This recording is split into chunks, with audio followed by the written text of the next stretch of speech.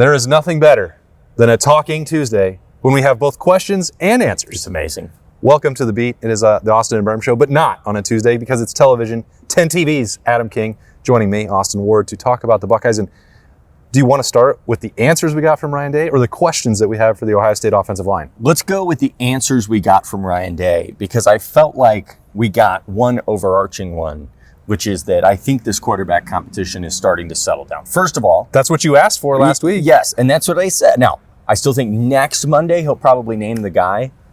The biggest thing, if you're a Buckeye fan, and maybe, the good question by you, alarm bells went off. He didn't compare this to Devin Brown, Kyle McCord.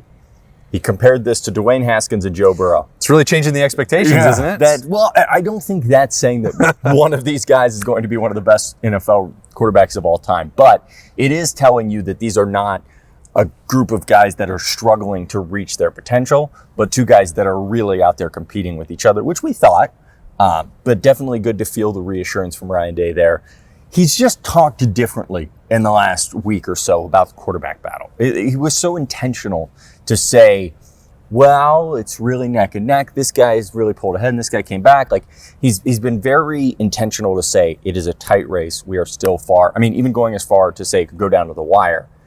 Now it sounds like, well, I'm not going to give a timetable, but But there's another scrimmage on Saturday. There's another scrimmage on Saturday. And then, maybe you get all the answers. You get Blocko, captains, and your starting quarterback come Monday. I bet we do get Blocko on Saturday, actually. It's got to be Sonny Styles. And it will be. It could be Kenyatta in a roundabout way. I think Sonny Styles is probably minus 5,000 to... More. Yeah, that's true. They're not even letting you place bets. So you're saying, Adam, that compared to last week's Talking Tuesday, you feel much better. You're at least you feel like you're getting the answers that you want a quarterback. 100%, because I said I think it's Julian Sand, and when you say something like that, you really hope you're not wrong. And so I feel like I am being confirmed in that thought. He didn't really dive into the scrimmage much, which I understand. They don't talk about the champions. They don't want that to be public information. But it felt like Ryan Day does this thing with his hat. I think is really funny. Is sometimes the hat comes in, it's not really high on the head. Am I going to answer this question or am I not going to answer this question? And I thought that he seemed very locked in with the idea that, yes, we're not going to tell you who the quarterback is today, but I feel confident knowing where we are. And I just genuinely think it was interesting today. He mentioned Texas really for the first time. I don't think we've heard that name other than there's been a countdown. Yeah, but to have him actually say next week we are starting Texas prep was interesting, because some coaches, you say, hey, we get game week. Before that, we're focused on ourselves. Mm-hmm. That tells me also what we thought about, which is the idea that he would like to have that extra week with kind of everything in place. Yeah, I mean, they're 18 days away from kickoff. He called that game a monster, and he was talking about Ohio State fans getting ready and turning that atmosphere into something big. And I just found that fascinating. I talked about it on Snap Judgments with Burns. Like, you want next week to be a head start on Texas prep. But he's not saying any position battles are over, which is pretty significant as we get back in the Woody, today, which is Tuesday, to talk about the offensive line. It's like, well, Austin Sareveld is exclusively at left tackle, but everything else, and I assume Carson Hinsman is not going to lose that job at center. Doesn't seem like that's likely to happen to Tegra Shabola or Luke Montgomery either. And then that just means that this right tackle position has become the primary question for Tyler Bowen in that group today. Am I wrong? No, and I think you may get some answers today on a Talking Tuesday with the offensive line, because that's going to be the big conversation. I feel like you might get a little more from Bowen than you do from Ryan Day, and even just the guys, especially with an offensive line core. We've talked about this. Offensive linemen aren't liars. No, and they also aren't here to keep things a secret. As much as we want to talk about the quarterback battle, the offensive line battle to them is not that intriguing. They're like, yeah, sure, I don't know what do you want to know? And with that, I think these guys, they want that core together. I think they probably know that core. I think it's about, hey, let's, give some more guys. Why name before you have to? Yeah. Why remove a week of work where you're probably still giving the guys the ones that are going to be the ones, but say, hey, you know what? If you really think you can challenge for that spot, let's see it. I think that's what I find so really fascinating about it. It's like, You could also get an extra week of Texas prep if you named that, whether that was quarterback or right tackle or anything else. 3 weeks of Texas prep is a lot of It's Texas a big prep. That's game. more than you prep for the Super Bowl. It's true, but that's also a lot of inexperienced guys on both sides of the football for Ohio State. We're talking about offensive line today. Defensive line is Thursday. Even the way that so we can get into some questions for them with you if you want, but even someone like Edric Houston or Caden McDonald or Kenyatta Jackson, they've never been. Kenyatta's played in big games, but in terms of, especially for Edric and Caden, this is the first time you're going to be a starter. This is the first game plan that you're taking in there as a first team guy and playing 50 plus snaps. Like, I think there are positions you could look at that and be like, well, there isn't really that much uncertainty. What would it be the harm? And I'm not saying like you have to do it before you're ready. You have to put out a depth chart right now. I'm not even asking for that, but it's an interesting situation because today was also the first time, Monday was the first time that Ryan Day was like, well, if it was Ohio or Grambling, maybe it'd be a little bit different conversation. And I'd be that was honest. Sleeping a little bit better right now, but that's like, you could, if you absolutely wanted to, start installing because Texas on offense is not going to look all that different. I don't think that the defensive scheme is going to look that different. They don't have new coordinators on both sides of the football the way Ohio State does. Like, you could be diving into that right now, but to your point, you don't have to. You don't have to. The coaches are diving in. I guarantee you. There's people behind the scenes diving in. But I've never even thought about that point, that for Ohio State, they may even have a leg up in the idea that they don't have any new over there in their scheme. What you see is what you get. What you played against in the Cotton Bowl is going to be very similar to what you see in the shoe. Right. For Ohio State, we have no idea if that's the case. We have no idea how much Matt Patricia is going to change this defense up, which there's a question for the defensive line.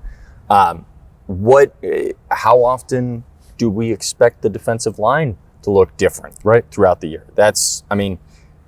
I think it's really interesting, the idea that Arvell Reese could drop down and cause some chaos. So what is the next step for this team when it comes to the scheme of things? Because you can still work on that while not necessarily prepping for Texas. Yeah, and I think how Larry Johnson talks about Arvell Reese is going to be really interesting as well. Like, because from what we've seen through camp and through summer, spring ball, like Matt Patricia and Larry Johnson have been what appears to be very collaborative. You see Matt Patricia helping with some of these drills, and everything seems to be trending in a very positive direction. It's like, and I think you have to have that staff buy-in if you're going to move Arvell Reese around, if you're going to change positions for CJ Hicks, and like, I think that's going to be one of the top topics on Thursday as well. Like, how big is this role going to actually be for CJ Hicks? Again, we know that it might change from week to week, but how does he look different now? He's at full-time defensive end in Larry Johnson's room. What growth has been made? Can he stop the run enough to earn 20 to 25 snaps? I think CJ Hicks might be the most asked about person on Thursday when we get to that point. It's funny because I think the easiest question is, how much do you expect to play? And I think CJ would give you that answer. My biggest takeaway with that was when they went with the ones in camp on Saturday, the last time that we got to see them, which was 2 Saturdays ago, I think. The first ones did not include CJ Hicks, but neither did the 2s and neither did the 3s. Instead, they brought him back out with the 1s just the following rotation, which I think is interesting because it almost implies he's not a 2. He's just a different variation of the 1. He's a 1B. Yes, exactly. And I think that's kind of all what we envisioned it would be for him this year. I was worried that he wouldn't get there because I think CJ Hicks is a phenomenal talent. And I think he, at his peak on the defensive line, could be a game changer any game he's in. For sure. But it's hard to change positions. It's just not. Like, that's just, look at Sonny Styles, how long, now that he's adjusted a linebacker, he's going to be an absolute monster. Yeah. And Arvell Reese the same way. He's going a different direction. They added on defensive line, now back to linebacker. Yeah. It's like fascinating. So how comfortable is CJ? And how comfortable is this defensive line with CJ on it? I would like to know, how much does that change the perspective of things out there? Kenyatta and Caden Curry are 2 guys that have a great rapport. They know what they're doing. They're not Jack and JT, but they spent that length of time together. Yes, exactly. And so how has that changed things? And then the good news, if you're looking at the interior of the defensive line, which everybody's, that's one of their red flags of the season, is, and I said this a couple of weeks ago, Edric Houston being out, he's back. He's not full go, it sounds like. Ryan kind of hinted at that. But it's given other guys the opportunity to really grow. Who they are, we don't know. I mean, I think we can probably name a few, but I think that's massive. Yeah. And I think that's actually become a blessing in disguise for this team. So I would ask the guys on D-tackle, how much do you feel Edric being out made you have to take a step immediately? Yeah, and does Larry Johnson have a pecking order in his mind? He tends to sidestep a lot of those conversations to avoid singling anybody out or giving away too much in terms of personnel and depth chart. But the way he talks about them, generally, you can get a pretty good feel for that. Is Jason Moore ready to make that jump? I think we know reasonably what you could expect from Tywone Malone. I think Eric Mensah throughout camp has made some plays that I wasn't anticipating, but we're going to have to get into all that. That's Thursday, though. Is there anything else that you have on your mind for the offensive line on Tuesday? I'd like to ask the offensive line about running backs. Yeah. One of my favorite things to do is to ask a position about a different position? Yes, because they see them firsthand. Yeah. And at the end of the day, they're just like us. At the end of the day, they're talking about the running backs. I don't know that they're just like us. We're built the exact same. Okay. A lot of people confuse me for Ethan Onianwa. They do? Yeah. I don't. I'm 6 foot. What is he? 6'6"? He's at least another head taller than you. Yeah. I will say Ryan Seacrest is you, not Ethan Onianwa. That's the nicest thing anyone's ever said to me. That's so nice. Now I got to host 4,000 shows a week. Ryan Seacrest does not sleep. Well, that's why you're on Talking Tuesday. Oh, that's a good point. You wanted more work. I got you. Thank you. I will say I'm excited to see what they think of C.J. Donaldson and Bo Jackson. They've worked with James Peoples. Yeah. But they are new to C.J. Donaldson and Bo Jackson just as we are. You mean Sonic and Knuckles? Sonic and Knuckles. I apologize. You're right. And Bo Jackson, Tecmo yes. Bo. Tecmo Bo. There you go. I like that. So I'd like to ask them, maybe I'll just do that. I'll say, what do you guys think of Knuckles? And then I will give no context and I'll just wait. Yeah. But what makes him elite? I mean, I do wonder how much they actually get to see.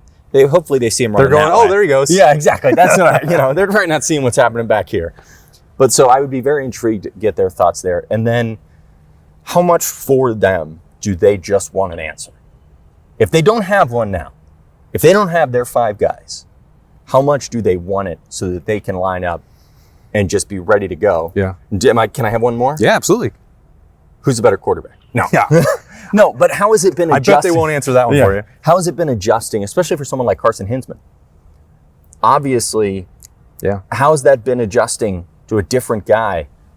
Every other rep, you're changing everything. We heard Carnell and Jeremiah Smith kind of say, switching quarterbacks can sometimes slow down an offensive drive in camp. Right. Does that do the same thing for the O-line? Is that causing the O-line's meshing point to struggle a little bit because they don't have one clear voice? Where with Will, even as they played, a puzzle piece of games throughout the season, they at least had one guy that was there as the champion. I wasn't sure if you were going to be able to shoehorn Will Howard into this week's episode. Every episode. But you got there. First of all, Will Howard got hurt. How are you holding up? I was real excited about the preseason of the NFL. I'm not a Steelers fan, but I was real excited to watch the Steelers. Now, it's just going to be Aaron Rodgers. It's over. It was a brutal start. We wish him a speedy recovery.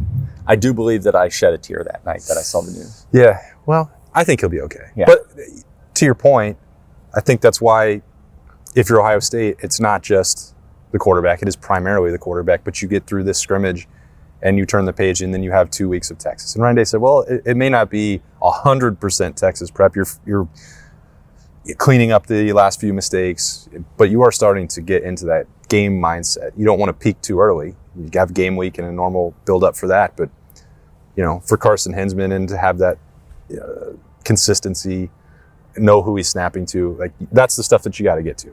And who's on the left and right and who's at tackle, that's all important for Ohio State to get to that point. I'm always in a hurry to get to that. What's it going to look like? Do you know? Can you name it right now? That's not the way Ryan Day operates. I've grown accustomed to that. But by the time we have a Talking Tuesday next week, it feels like this picture is going to be pretty clear. I am very excited for next week's Talking Tuesday because I think next week is a bye week for Ohio State. I think that's how they're going to... Going on vacation again? No. Yeah, exactly. Ohio State takes a bye. So does Adam. I am very intrigued to see if that's how they handle it. Is oh, we got a bye week before Texas. They got a bye week before Penn State. It could also give you a way to rehearse a schedule in that regard and treat it as we are. Now, last year when they had the early bye week, they called it improvement week. They didn't have a massive game upcoming. Yeah. Going out to Washington is going to be a little bit tricky after that. It is.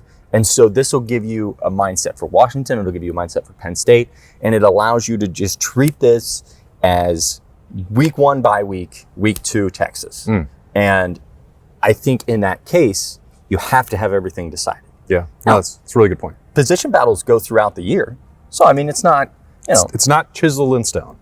The only other thing from Ryan that I thought surprised me is, and maybe I was just completely wrong on Wall to Wall Sports on Sunday, but I said that I thought that as the season went on, we were going to see more of a rolling secondary, more of other guys getting in, even in critical moments. Ryan didn't seem to really bite at that. He said Jermaine Matthews is great. He has been dominant. We know how good IGB is. It's from what it sounded like, he wasn't saying, yeah, we got to get these young guys on the field. So if you're sitting there waiting on Devin Sanchez to make plays against Texas, I don't know that that's the case. I think that tells you how laser focused Ryan Day is on Texas, because if you said you're trying to get him to think about what it looks like in the first week of October and could more guys be playing, they're definitely going to be Aaron Scott reps and Devin Sanchez reps in October or against Grambling in Ohio. You're Leroy Roker. You're going to get these guys involved at safety. Multiple players out there. Leroy Roker. Fahim Delane. Those guys are going to play. Do you get that reference? Yes, I do. But they're not going to play against Texas. Like, he's not going to entertain this notion that, like, 9 defensive backs are going to play in that game, which is, I think that tells you where he is focused right now. And it gets a good question, because I understand, and we're going to want to see how those guys develop soon and what that looks like for the future. But the future is August 30th, and that's it. The future is now. It's right now. The future is now. Which is Tuesday in the Woody Hayes Athletic Center, which is where we're going to be to talk to the Ohio State offensive line. We'll have snap judgments back with Berm, but this is the best Talking Tuesday yet. Because there are questions and answers. The questions and answers. It's been beautiful. Listen, there was a time when we did Talking Tuesday in the middle of the heat of the summer where I was running out of questions, because you can only ask so many questions without answers. Yeah, that's true. Now we have questions and answers. They call that a Q&A. Is that right? I thought you'd laugh more at my Leroy Jenkins. Leroy Jenkins. I didn't want to get fully derailed by it. I love a good derailment. I'll have a good chuckle at it later. There you go. All right. For sure, just to make sure you get the proper appreciation for it. But I appreciate you joining me on the beat. Looking forward to more coverage as we roll along here with Camp Week number 3 in the Woody Hayes Athletic Center with Ohio State. For Adam King, I'm Austin Ward. We'll talk to you later.